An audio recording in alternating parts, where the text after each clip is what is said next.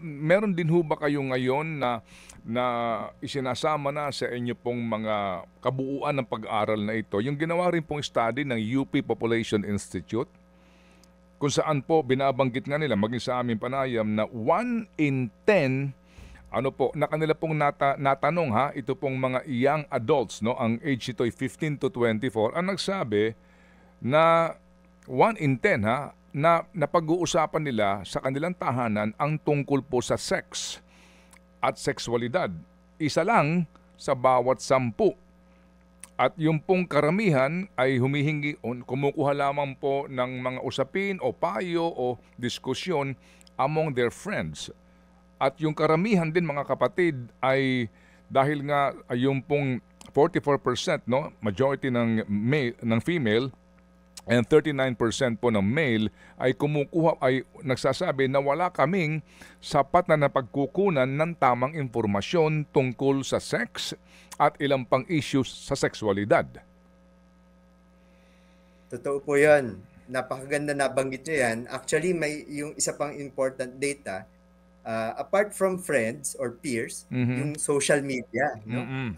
Internet ang isang Source. go-to source ng mga kabataan pagdating sa usapin ng sexualidad. And that's very dangerous po, no? Social media, internet, and their peers, lalo na yung mga peers na kasama nila parate, because yung inaccuracy of the information that they are able to get from these sources, yun yung sanang gusto nating bantayan. Ilan lang din yung pumupunta sa magulang at among parents ng mga Pilipino, maski ako, hirap ako na makipag-usap sa mga anak ko. Mayroon akong isang 13-year-old na anak na babae at isang 17-year-old na anak na lalaki.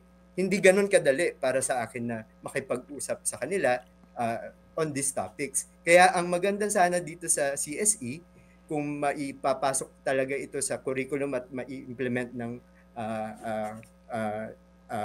with good quality, with the training of the teachers, may added layer of protection tayo, no?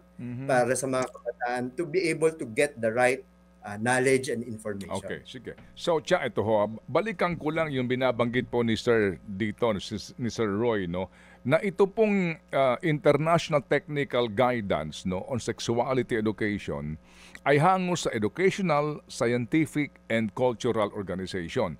Mga kapatid, kasi ngayon sinasabi, kapag sinimulan nyo yan, sino si teacher para magturo kung kailan ba dapat nagsisimula mag-masturbate o kapag nakaranas ka ng gantong pleasure, mag-masturbate ka. Yung mga ganun pong usapin sinasabi nila. So dito ho sa binabanggit nyo na hango ito sa mga pag-aaral, meron pong takdang mga edad kung kailan lamang dapat pinag-uusapan itong mga bagay na ito at hindi ito pag-uusapan sa edad na 4 anyos. Can you clarify po, sir? Opo.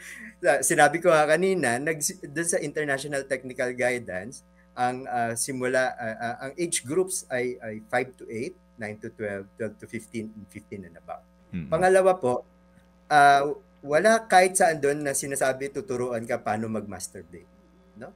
Number 3, tama po yung sinabi ninyo na as the country adapts it into the local context, no? Nakita ko yung document ng DepEd into how they adapted the standards into the current curriculum, no? Sa kinder halimbawa, nakita ko ang tinuturo doon, basic naming of body parts, anatomy, at ang difference ng male body parts sa female body parts.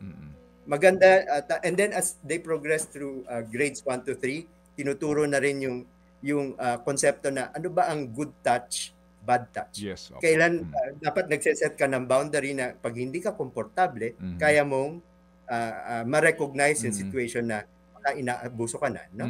Meron din sa grades 1 to 3 yung genital hygiene. Napaka-importante. Opo. Siyempre, as they grow older, yes, grades 4 to 5, mas nagiging complex about relationships. So, incremental yung pagtuturo, angkop dun sa level ng edad and developmental stage ng kabataan.